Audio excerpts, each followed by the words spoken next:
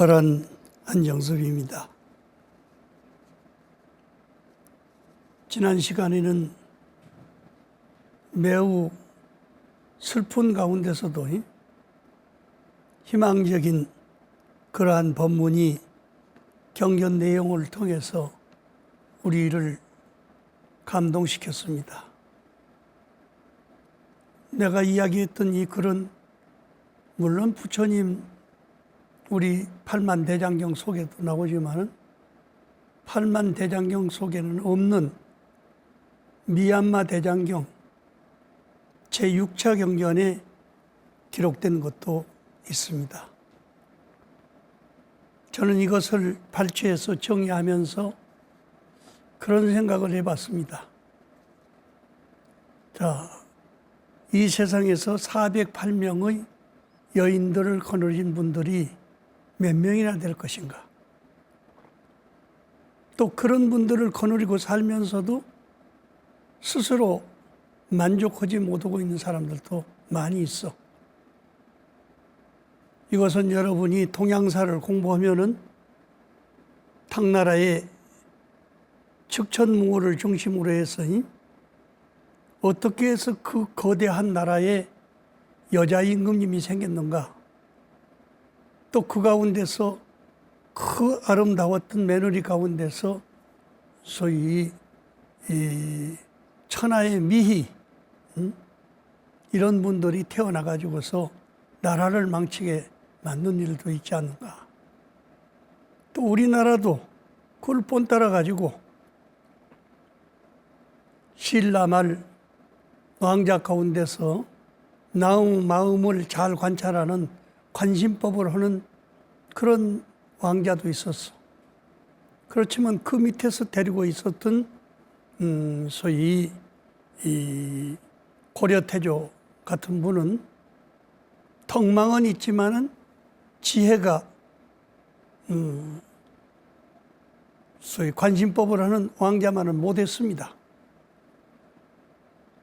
그래도 그분이 시키는 대로 따라서 가는 곳마다 나라를 잘 다스리고 백성들을 보살필 수 있는 그런 힘을 가졌기 때문에 관심법을 가졌던 왕자는 죽어서 없어졌지만은 그분이 거느렸던 장소에 있어서 곳곳에서 무엇으로 보답을 할 것이냐, 고려태조의 그 덕상을 무엇으로서 보답을 할 것이냐 해가지고 다 지역장의 딸이나 조카들이나 이런 사람들을 꾸며서 보낸 사람들이 36명이나 됐습니다. 여러분도 역사에서 들었으면 알 것이요.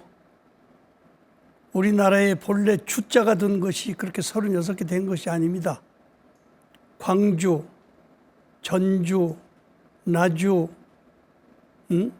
또 진주 할 텐데 주자가 든 나라는 다 고려태조에게 왕후를 바쳤던 사람들이 이 소위 지역 군수라든지 도지사라든지 이런 벼슬을 받아가지고 고려를 이루어서 500년 동안 나라를 다스리는데 조력을 했던 분들입니다. 이렇게 시원찮은 왕자를 만나가지고도 지극한 불심을 가지면은 그 덕으로서 백성들도 살리고 나라를 살리는 일들이 생기게 되는 것입니다. 그렇지만은 우리는 좋은 인연을 만나가지고도 그런 생각을 못 해요. 부모 자식지간 인연이 몇 생입니까? 부처님 경전에는 만겁의 인연이라고 그랬어. 스승과 제자의 인연도 만겁이요. 형제간의 인연은 9천생 인연이요. 부부간 인연은 8천생 인연이요. 이웃집에서 사는 사람들은 7천생 인연이요. 이렇게 해서 줄줄이 인연 있는 사람들이 모여서 살지만은 한 인연이 무너지면은 딴 생각하지 않아. 저놈 아주 없애버리고 우리가 차지해서 살아야 되지 않느냐, 이런 생각을 하는 분들이 종종 있습니다. 역사는 우리에게 많은 것을 가르치고 있어요. 내가 똑같은 인도 사람인데 인도 가운데서도 부처님이 독개친 장소가 붓다가야 아니에요? 붓다가야에 있는 사람들이 어떻게 소문을 들었던지 남녀노소 할 것 없이 많은 사람들이 우리 한국을 찾습니다. 배를 타고 오는 거예요. 지금도 붓다가야의 부근에 그때의 배를 띄웠던 그 항구 기착지가 있어요. 그것이 사리불께서 직접 세계에서 최초로 절을 짓고 학교를 만들었던 나란다 대학이 있어.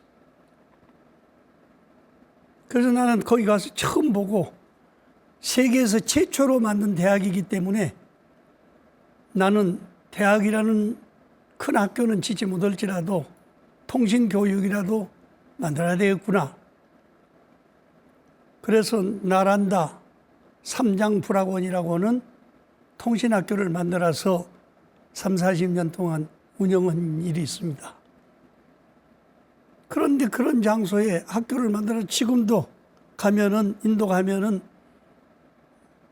사성지 다음으로 반드시 거기를 구경을 시키는데, 이렇게 불사를 일으키는 사람들도 있는가 하면은 그와 반대로 우리 삼촌이 임금 노릇하지 않고 후계자를 두지 않고 죽었으니까 우리가 차지해서 살아야 되겠다. 부처님의 친형제들이죠. 카필라성에서 왕족들 가운데서 아버지 형제들은 백반왕, 곡반왕, 감노반왕, 이것도 우리나라 쌀을 가지고서요, 흰쌀밥, 그리고 이 아주 맛있는 쌀밥 이렇게 하듯이 이름이 지어진 것이 결국에는 불교의 지역 이름에서, 임금님 이름에서 난 거예요. 정반왕, 깨끗한 밥 아니에요? 백반왕, 흰쌀밥, 감노반왕, 아주 요즘 말 같으면 찰밥이지. 이런 것들을 이름 따가지고 만들어서 우리나라에 와서 잘 산 사람들이 있어요. 누굽니까? 요 근래까지도 그것이 확 드러나지는 않았습니다만은 어느 분의 박사학위 논문에 그런 것이 나왔습니다. 그때 당시에 왔던 허황우가 누구냐? 바로 붓다가야 출신이다. 왔어. 김수로왕에 맞아가지고 거기서 애기들을 9명을 낳았어. 그래서 순서적으로 다 나라를 정해주고 이렇게 하기로 했는데 10번째 아들을 낳았는데 허황우가 좋아하지 않는 거예요. 그래서 김수로왕이 어째서 당신은 이렇게 10번째 아들을 낳고 나서도 좋아하지 않느냐. 그러니까 우리나라에서는 아들을 낳으면 먼저 여자 성을 쓰게 돼 있습니다. 그런데 나는 10명을 낳았어도 전부 김의 김씨지 나한테는 아무 소용이 없어. 허씨라는 이름이 하나도 없어. 내가 어디 슬퍼하지 않겠습니까? 아, 그러냐고. 그래서 둘째 아들을 주면서 이 아들을 허신의 시조로 사용하라고. 앞으로는 김의 허씨하고 김의 김씨하고는 결혼하지 않는다. 같은 형제가 아니니까. 지금도 결혼하지 않습니다. 그렇게 아까 가비라국이라고 하는 나라에서는 형제간들이 아버지 돌아가셨으니까 그 옆에 개성을 형제들 가운데서 임금 노릇할 생각만 하지 뒤처리를 초상을 치는 데라든지 다른 데 크게 신경을 쓰지 않았습니다. 그런데 거기서 왔던 불법을 배워가지고 한국을 찾았던 허왕우는 이런 이치를 집안 식구한테 가르쳐가지고 앞으로 첫째 아들이 임금 노릇을 잘하게 만들려면 내가 여기 9명 자식들 데리고 있으면은 큰 일을 할 수가 없어. 아버지께서 아들 하나 데리고 잘 해보십시오. 우리는 다른 데 가서 도를 닦겠습니다. 어디로 갈 거냐? 천상 우리는 반도국인데 그동안에 강가에서 살았으니까 중간만쯤 올라가 보겠습니다. 그래서 8명의 아들들을 데리고 중간만쯤 올라갑니다. 한국의 중턱이 어디예요? 대구지. 그래서 그냥 대구에서 사는 게 아니라 그 8명을 데리고 어머니께서 산 위에 올라가서 정성껏 큰아들, 둘째 아들 잘 되라고 기도드립니다. 그래서 대구의 유명한 산이 뭐예요? 팔공산이지. 8명을 거기서 열심히 공부시켜가지고 여기도 너희 형제들 힘이 미칠 염려가 있으니까 너희들은 아주 산속에 들어가서 공부를 해가지고 성불을 하는 것이 좋겠다. 그래가지고 데리고 들어간 것이 지리산 칠부라인입니다. 하나는 팔공산에 놔줘가지고 팔공산에 산신이 되도록 만드는 거예요. 산신이 된다는 건 그 지역을 다스릴 수 있는 인격자로서 정신적인 지도자가 되는 거죠. 나머지 7명은 지리산에 올라가가지고 원체 추우니까 우리나라에서 최초로 굴뚝을 만드는 방구들을 놓는 그런 한식집을 지어서 거기서 어머니가 가르쳐가지고 살게 만듭니다. 이것은 내 이야기가 아닙니다. 박사학위 논문이에요. 그렇게 해주고 어머니는 흔적 없이 사라집니다. 그래서 지금도 김해 허씨하고 김해 김씨하고는 결혼을 하지 않습니다. 이 내력을 안 김종필 씨가 우리 김해 김씨가 알고 보니까 부처님 도깨친 나라에서 왔구나. 본적지에다가 비석이라도 세워야 되겠다. 그래서 비석을 세웠습니다. 여러분도 인도 가시면 볼 수 있습니다만은 거기에 보면요. 김해 김씨한테서 나온 국회의원만 72명이더라고요.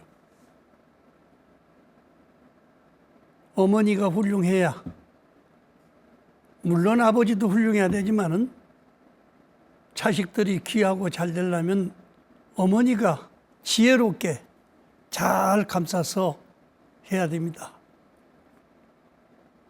저는 부산에 대학 2학년 때 저녁에 11시부터 법문을 한다고 법문을 하고 해서 갔습니다. 그랬는데 가서 보니까 저녁밥 먹고 7시서부터 제를 시작을 했는데 아주 그 음성이 한국에서는 듣지 못한 음성이에요. 너무너무 장엄하고 인도식 소리요. 그래서 그냥 쉬지도 못하고 그 옆에 앉아가지고 그 노스님 범패하는 소리에 팔려가지고 12시 반까지 앉았다가 법문을 하고 그래서 법문을 하고 법문 끝나니까 또 범패하시는 거예요. 70이 넘으신 노스님이. 그런데 새벽까지 하는데 하나도 음성이 착오가 없어요. 그래서 그것을 나중에 기록을 해가지고 우리 범패, 한국 범패의 시원이 인도에서부터 나왔는데 중국을 거쳐서 나온 것은 어산이고 중국을 거치지 않고 인도에서 직접 들어온 것은 저 남쪽으로 들어온 그 김해김 시대를 중심으로 한 가야 촌에서 유행하고 있는 범패라는 것을 알게 돼가지고 기록을 해서 그 책을 올리니까 이미 서울에서는 박송암 스님하고 벽흥 스님하고 하신 것이 박사 그 학위가 나왔으니까 문화재가 나왔으니까 거기는 부산 경남에다 만드는 것이 좋겠습니다. 그래서 부산 경남에 48호, 51호 문화재로 등록을 해서 지금까지 그 제자들이 잘 개성을 하고 있습니다.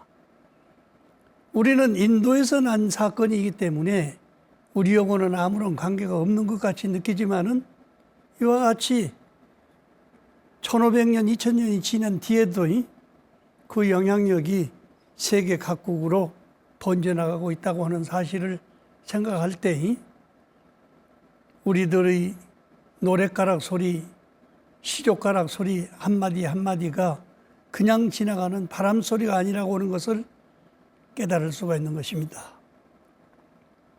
그리고 나는 거기서 생각하는 거예요. 똑같은 형제가 아닌데 아까 감노방의 아들은 마하파자로서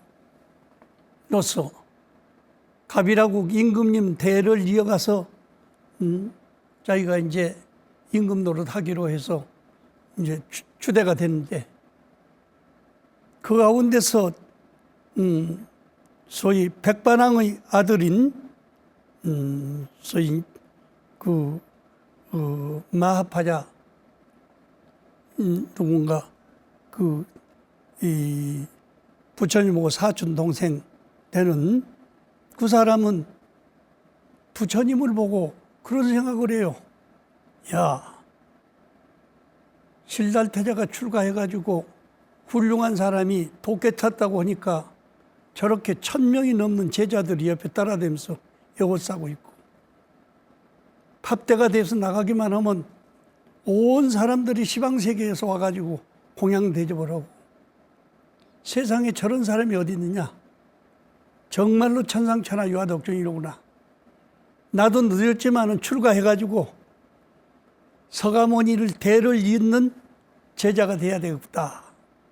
이런 생각을 하면서 자기의 밑에 있는 부하들 6명을 보내가지고 실달태자가 하는 것이 무엇이 유명하기 때문에 사람이 그렇게 따르는지 조사를 해봐라 하고 보냅니다. 그리고 자기는 감노반왕 아들이 임금님 되는 것을 옆에서 보살펴 주는 거예요. 그때 이 서가모니 부처님 아버지 초상치고 장인 초상치는 광경을 봤던 한 임금님이 부처님께 건의합니다. 부처님, 저희들은 이 세상에 태어나서 부처님처럼 단정이 생긴 사람은 처음 봤어요. 그리고 어째서 몸에서 그렇게 황금빛이 찬란한 빛이 납니까? 나는 아무리 공부를 한다 하더라도 그런 모습으로 변화될 수가 없을 것 같습니다. 그러니까 부처님 가족 가운데서 우리처럼 황금빛을 가진 그런 소위 여인을 하나 소개해 주십시오. 그러면 내가 모시고 가서 부처님 꼭 닮은 사람을 아기를 하나 낳아가지고요, 잘 길러서 우리 사위성에도 그렇게 빛나는 일이 되게 한번 해보겠습니다. 그래서 부처님이 나는 출가의 인이요, 세속적인 것도 이미 끝났어. 그러면 누구하고 이야기해야 되느냐? 새로 임금님이 된 감노반왕하고 이야기를, 감노반왕 아들하고 이야기를 해봐라. 그래서 이야기를 했더니 가비라국 사람들이 싹 모여가지고 우리는 석시족을 가진 사람들은 다른 종족하고는 절대로 결혼하면 안 됩니다. 그러니까 나라가 강하니까 반대는 할 수 없으니까 외국에서 전쟁 때 데려왔던 여자가 있어. 바로 황금색을 가진 여자입니다. 이걸 보내가지고 아기를 낳도록 하면은 우리가 흔적 없이 모면을 하지 않겠습니까? 그래서 보냈습니다. 아니나 다를까 1년 만에 황금찬란한 아들을 낳습니다. 그 아들 이름이 뭐냐? 유리태자요. 유리처럼 얼굴이 맑고 깨끗하기 때문에. 그래서 잘 길렀어. 잘 기르고 있는데 그 뒤에 6년 있다가 어렸을 때는 부처님 무릎 위에 앉아서 놀기도 하고 했던 애기인데 우리가 한번 갑이라고 가가지고 한번 우리 애갓집이니까 얼마나 나를 대접하는 거 내가 한번 봐야 되겠다고 그래서 간다고 그러는 거예요. 부처님은 그러든 저러든 말리지 않았는데 엄마를 기필코 꼬여가지고 갑이라고 가는 거예요. 그 애기가 6살 먹었을 때입니다. 가가지고 이런 자리에 앉아서 그 갑이라고 애들하고 같이 놀다가 일어나면은 청소부들이 와가지고 물 딱지 긁고는 싹 쓸어버리는 거예요. 왜 쓰느냐? 남의 종년의 자식을 데려다가 이 양반들하고 같이 앉았으니까 청소를 해야지 되겠느냐 하면서 말도 못하게 없이 여기는 거예요. 그 애가 얼마나 수모를 당했던지 6살, 7살 때인데 내가 당장에 가면은 내 나이 또래 애들을 길러가지고 갑이라국이라고 하는 나라에 석시종이라는 건 총자를 없애버리겠다. 이렇게 맹세를 합니다. 그래서 그 길로 돌아와가지고 아버지한테 이야기를 해서 애들을 3,000명을 모아가지고 훈련을 하죠. 그 뒤로 아기가 15살 먹었을 때 부처님한테 찾아와서 이야기합니다. 저는 참을 수 없습니다.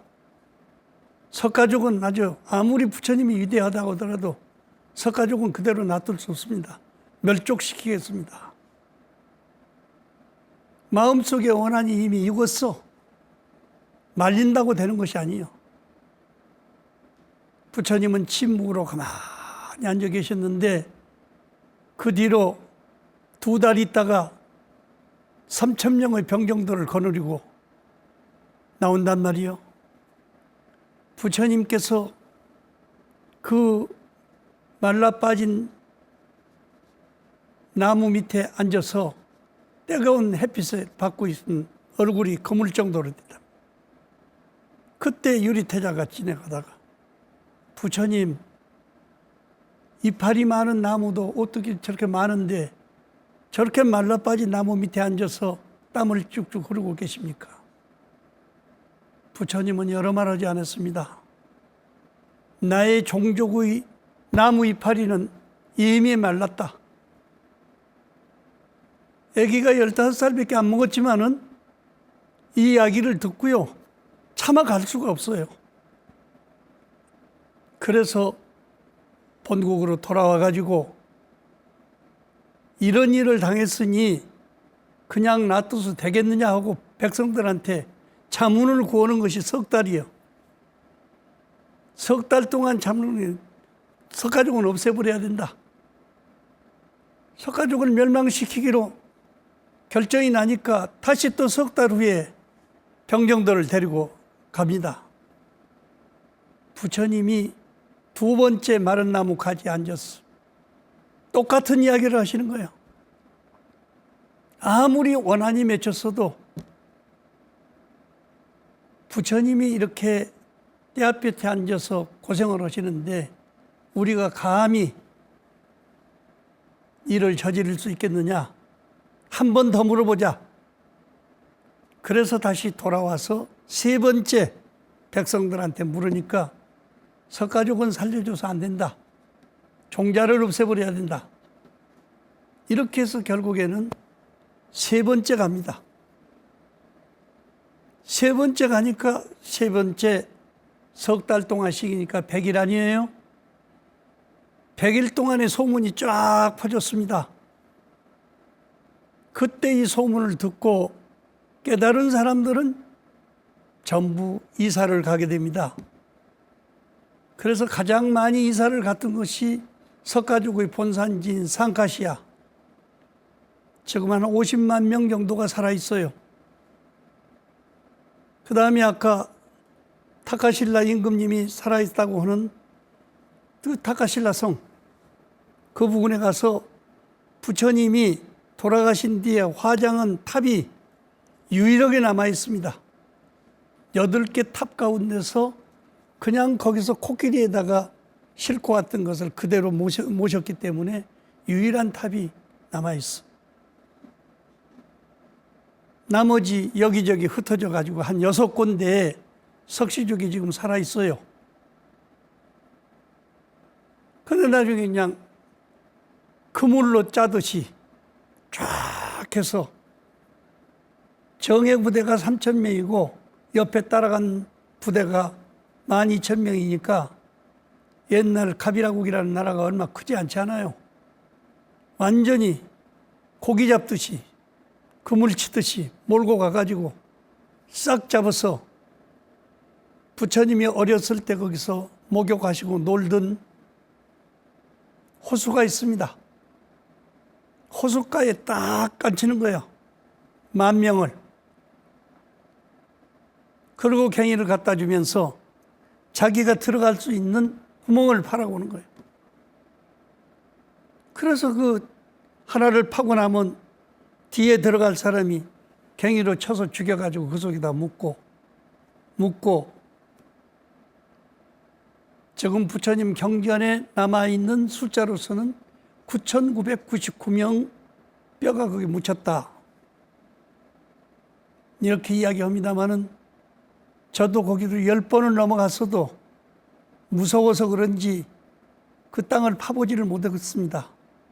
단지 부처님이 거기서 목욕도 하고 있던 호수가 살아있는데 그 속에도 무서워서 못 들어갔어요. 연꽃이 피어있고 하는데도 들어가지 못하고 있습니다. 이게 뭐냐? 부처님의 전생부터 형제간으로 살았던 사람이지만은 제바달다와 같은 사람은 몇 천생을 두고 아주 원수가 돼가지고 서로 그 권한을 뺏으려고 노력을 했던 그 원한이 맺혀 있어. 금생에 태어나서도 언제든지 경쟁자가 되는 거예요. 경쟁자가 되는 겁니다. 나중에는 출가하지요. 서가모니 부처님 보고 딱 똑같이 모습을 하고 출가를 합니다. 부처님이 영축상에 계실 때요. 그러면 그 밑에 마을에 있으면서 그런 생각을 합니다. 부처님의 보호자는 마갈타국의 임금님이요. 누구도 손을 댈 수가 없어. 그런데 나는 누구를 의지하고 해야 내가 국가적인 보호를 받겠느냐. 그때 아사세 태자가 8살 먹었을 때입니다. 아사세 태자가 그 친구들하고 같이 모여가지고 무술 연습을 하는 장소가 있어. 그러면 이 제바달다가 거기 가가지고 말을 타고 막 날아다니는 거예요. 아사세 태자가 와서 인사드리면서 어디서 어느 하늘에서 내려온 신선인 줄은 몰라도 나에게 병정술을 가르쳐 줄 것 같으면은 내가 임금님이 되면은 당신을 스승으로 모시겠습니다. 이렇게 이야기해서 결국에는 승낙을 하고 나의 제자들이 30명 이상 되는데 전부 다 기술을 가르쳐 줄 테니까 솥을 따로 놓고 밥을 해가지고 이분들 대접하고 이렇게 하라고 이야기합니다. 원래 출가한 스님들은 밥을 얻어먹지 남이 해주는 밥을 그 자리에서 먹는 것은 아니거든요. 그런데 말로만 겉으로만 중이지 속에는 중의 마음이 하나도 없어. 부처님의 권한을 뺏으려고 하고 있는 생각을 가지고 있으니까. 그래서 할 수 없이 한 서너 달 동안 훈련을 거기서 받고 완전히 여기서는 스승 대접을 받아가면서 공양을 합니다. 그래서 마침 그런 이야기를 들어요. 아사세 태자가 왼쪽 발가락이 하나가 없습니다. 그런데 그래서 쩔뚝쩔뚝하고 다니죠. 그런데 누가 들으니까 어머니 위제의 부인이 아기를 낳기 전에 점을 치니까 그 아들이 태어나면은 아버지를 죽이겠다 그런 소문을 그 점을 쳤단 말이에요. 그러니까 어째서 그러냐? 네가 아기로 태어날 때 그 침대에서 아기를 발로 밀어가지고 발가락이 하나 부러졌는데 그래도 어머니가 살렸기 때문에 네가 죽지 않고 산 것이다. 이야기를 들으니까 그냥 아기가 분심이 나가지고요. 응?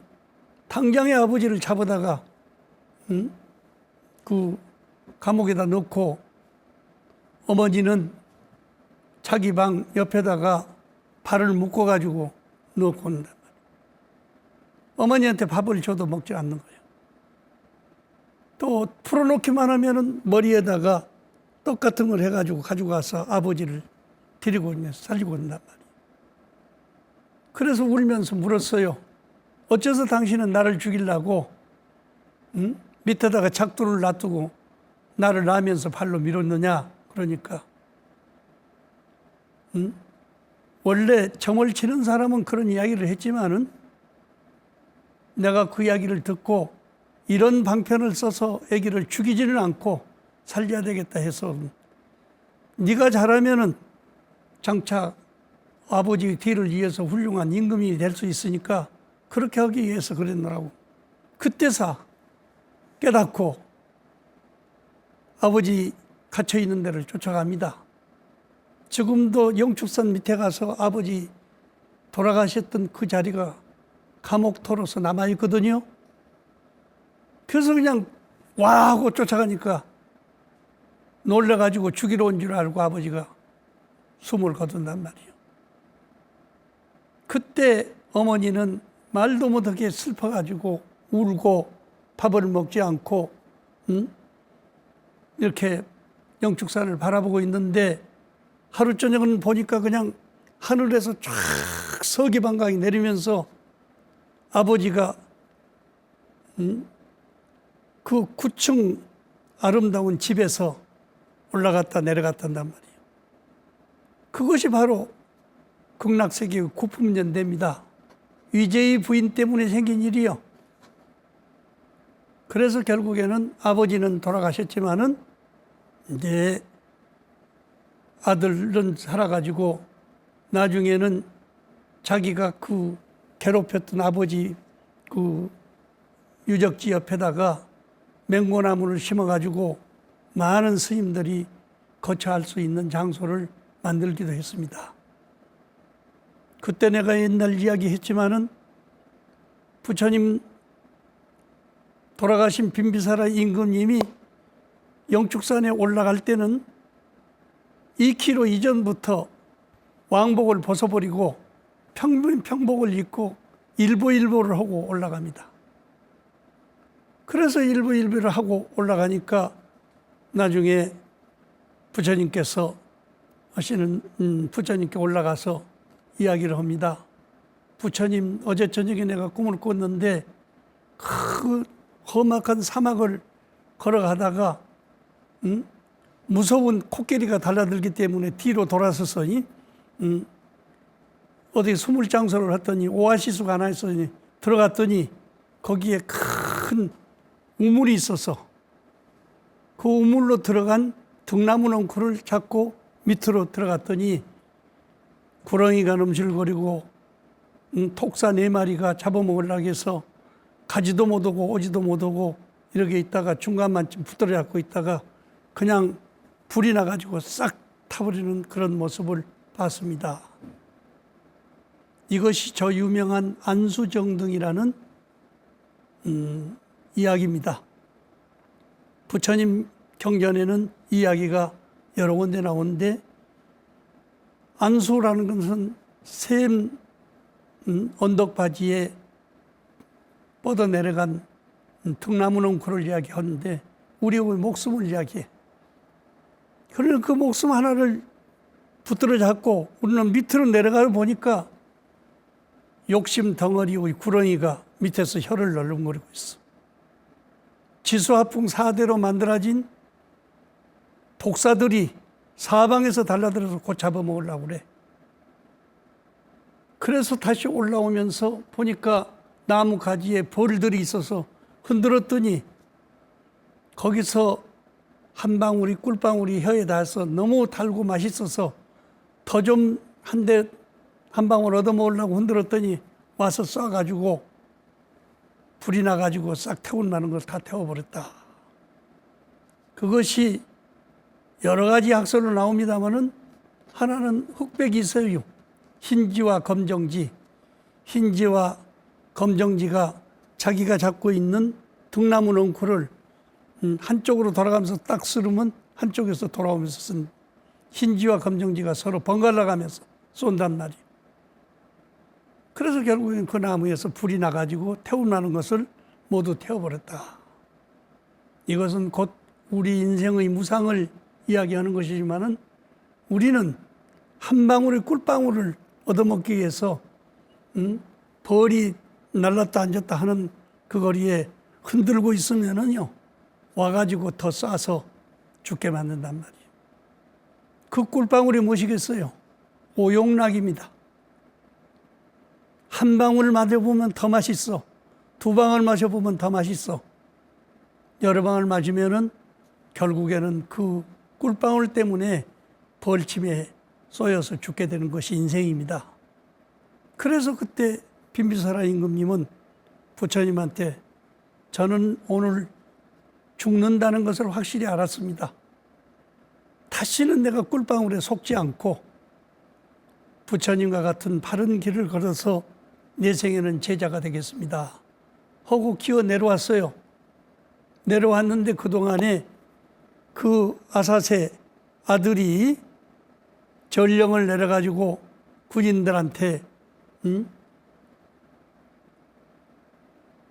온 몸을 엎어가지고 감옥에다 넣어서 그렇게 죽게 만든 일이 있습니다. 이와 같이 부처님이 출가할 때부터 인연을 맺었던 빈비사라 임금님은 돌아가실 때까지 부처님을 끝까지 원망하지 않고 받들고 모셨습니다. 부처님이 그때 그럽니다. 아사세 왕도 18살만 모르면 달라질 거요. 걱정할 거 없어. 당신이 다스리던 나라를 잘 개성할 거거든. 전생의 업보로 당신이 먼저 가게 되는 거예요. 그 대신에